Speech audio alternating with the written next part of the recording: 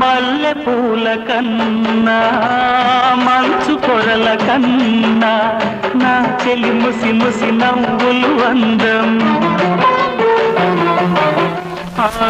నెమలి హొయల కన్నా సెలయేటి లయల కన్నా నా చెలి జిలిబిలి నడకలు అందం. అపురూపం ఆ నవలావణ్యం, అపురూపం ఆ నవలావణ్యం, అది నా మదిలో చెదరని స్వప్నం.